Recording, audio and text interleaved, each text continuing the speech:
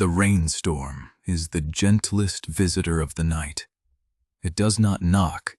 Instead, it wraps the entire sleeping city in thousands of silver threads, fine and dense. Water droplets slide down the rusty iron eaves, dripping, dripping, splashing into transparent, fleeting flowers on the windowsill.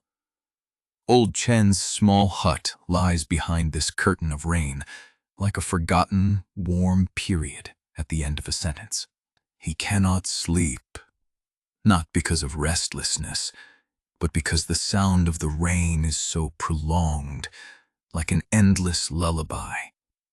He simply throws on his old velvet coat, faded from washing, and his boots make a slight rubbing sound as they step on the dry concrete floor. He needs to go for a walk. The rainy night has its self-quietude. The rain hitting the umbrella makes a dull thumping sound. Hitting the puddles, it makes a crisp pattering sound. He walks down the empty streets, the halo of the streetlights dissolving in the rain, clump by clump, hazy, yet warm. The air is filled with the damp smell of soil, mixed with the faint fragrance of unknown wildflowers from the distant garden, and Old Chen's own scent of old books and dust. He reaches the corner at the edge of the community where sundries are piled up, a place usually ignored by people, visited only by the wind. Right here, his boot kicks something hard. Not a stone, the touch is rounded. He squats down and uses the umbrella handle to push aside the wet, tangled plastic bags and old cardboard. Then he sees light. Not a glaring light, but an extremely restrained, milky white soft glow emanating from the surface of a fist-sized sphere. The light is warm and smooth as jade, seeming to breathe itself, brightening and dimming extremely slowly, subtly syncing with the rhythm of his heartbeat. Raindrops fall on the sphere's surface, but slide away along an invisible curve, leaving not a single water trace. Old Chen reaches out. What his fingertips touch is a strange, slightly warm sensation, unlike metal or glass, closer to a river stone that has been baked by the sun for a long time. He carefully wraps it in the hem of his coat, and the light is imprisoned in the soft fabric, revealing only a hazy halo. Holding this unexpected find, he slowly strolls back home. In his small hut, the first thing he does is open his soaked umbrella and place it in the enamel basin by the door. Then he takes off his coat, dips a clean, soft cotton cloth in warm water, and slowly wipes the non-existent dust from the sphere's surface. This action is repetitive and focused, as if polishing a precious antique. Only after finishing this does he place it on the bedside table and turn off the light. That ball of light becomes the only source of illumination in the hut. It does not light up the whole room. It only spreads a soft halo around itself, reflecting the outline of the old bookshelf, the faded landscape painting on the wall, and Old Chen's wrinkled profile with immense tranquility. Under the protection of this light, Old Chen sinks into a deep sleep, without dreams. The next day, the rain stops. Sunlight filters through the gaps in the curtains, sprinkling the floor like golden feathers. Old Chen is awakened by a strange sense of fullness. He opens his eyes, and the first thing he sees is the huge ball of light suspended by his bed, gently enveloping him. It is like a semi-transparent flowing cocoon, emitting a warm radiance 1,000 times brighter than the sphere from last night.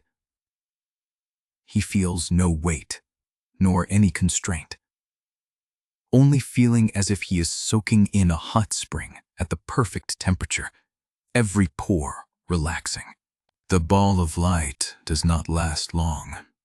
Like the morning mist, it gradually dissipates and fades under the sunlight, eventually turning into countless tiny golden specks that merge into the air and disappear. On Old Chen's old wooden desk lies a card. Its material is peculiar, neither gold nor jade, with a concise message written in the most universal human language, telling him that he has been bestowed a gift, an amount sufficient to ensure his yu, a worry-free remainder of his life, and how to use it is entirely up to his heart. Old Chen does not immediately check his bank account.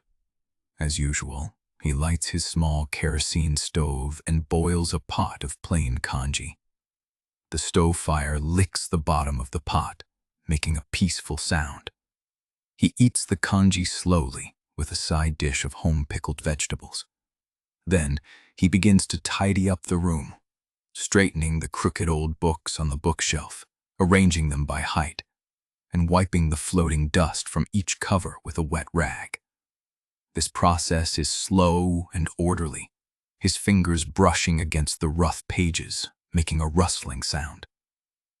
Only when every corner of the room returns to the tidy appearance he is accustomed to, does he sit down in the old rattan chair by the window. The sun warms his knees. He remembers the dilapidated small park at the end of the community. The swing is missing a leg, the seesaw is rusty, the wooden slats of the bench are cracked, and the paint on the slide is peeling off like a skin disease.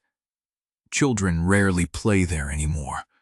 Passing by, one can only see weeds drilling out of the concrete cracks, silently occupying that former place of laughter. A thought emerges naturally, just like the light emitted by that sphere.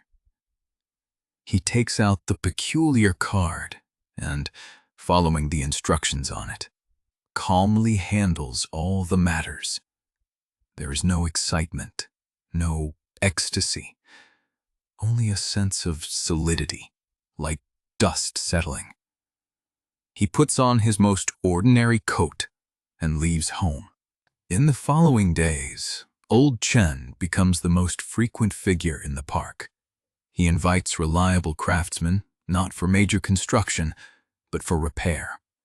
Together with the craftsman, he re-welds the broken swing frame, polishes it smooth, and paints it with bright sky blue paint.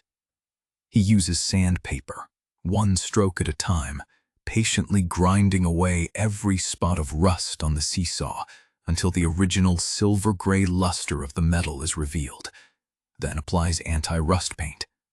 He finds a carpenter to replace the rotten wooden slats on the bench with thick, smooth pine wood. The plane pushes over, rolling up a faint scent of wood. Old Chen also does what he can. He squats on the ground, carefully removing the overly aggressive weeds from the brick joints with a small trowel, but leaves the delicate clovers and foxtail flowers. He buys young rose and jasmine plants, easy to survive, from the flower and bird market, and clears a small flower bed at the edge of the park. The earthy smell of soil mixes with the fresh scent of plant sap scattered by the wind. He carries an old-fashioned tin watering can, the water stream like silk, gently sprinkling the soil, making a subtle rustling sound. The neighbors, from curious observation, come over to help. Aunt Wang brings her own flowers and plants. Master Li contributes tools. After school, children also stand at a distance, watching this silent grandfather busy himself in the park. Old Chen never scolds. He only occasionally looks up and gives a peaceful smile to those peeking little ones. Days pass like a flowing stream. The park changes its appearance. The bright swing swings in the sunlight, making a reassuring creaking sound. The surface of the slide becomes smooth again, reflecting the warm light. The bench is solid and clean, smelling of pine wood baked by the sun when sat upon. The newly planted roses bloomed their first flower, a gentle pink with morning dew on the petals. Children's laughter finally returns here, like crisp bells, sprinkling every corner. And the sphere on Old Chen's bedside table, its light begins to dim day by day. That milky white radiance gradually becomes transparent, as if its energy is silently flowing away and transforming with every act of kindness from Old Chen. Until one morning, Old Chen wakes up to find it has completely lost its glow, becoming an ordinary stone sphere that feels cool to the touch and smooth as jade. He picks it up and looks at it in the sunlight. Inside the sphere, there seem to be extremely slow, nebula-like fine patterns flowing, but otherwise, nothing special. At that moment, Old Chen suddenly understands. There is no earth-shattering revelation, no mysterious voice in his mind. He simply knows, as naturally as knowing water flows downhill. The distant wise existence was not bestowing wealth, but conducting a gentle measurement. They planted a seed, carrying trust, observing, screening, and seeking souls who are pure in heart and know how to transform gifts into broader tranquility and beauty. Wealth is merely a tool, a bait. The true purpose is to identify those who can become quiet guardians of the planet. Old Chen does not feel that he has become special because of this. He simply did what was in his heart. Repairing a park is no different from mending an old book or tidying a room. Essentially, they are all about making broken things whole again and letting dusty things see the light again. Another clear evening. Old Chen sits on the pine bench he repaired himself, the setting sun gilding everything with a soft golden edge. Not far away, children line up on the slide, laughing, chasing, their laughter and shadows stretched long together. A breeze brushes through the newly planted jasmine bushes, bringing waves of sweet fragrance. He spreads his palm, the extinguished sphere lying quietly in his palm, warm and silent, like a fossil of time. He no longer needs it to emit light, because he himself, along with this corner repaired by love, is becoming a quiet source of light in this vast city. The laughter of children, the rustling of wind through leaves, the faint smell of cooking from distant homes. All these ordinary and warm details constitute a deeper, never-extinguishing brightness. Old Chen's gaze sweeps over the playing children, the new swings and flower beds, and finally falls back on the stone sphere in his hand. His eyes are calm and deep, as if he has witnessed the birth and silence of stars, finally content with the most ordinary warmth of the human world. The sun sinks, a faint violet hue rises on the horizon, and the first star quietly lights up in the sky.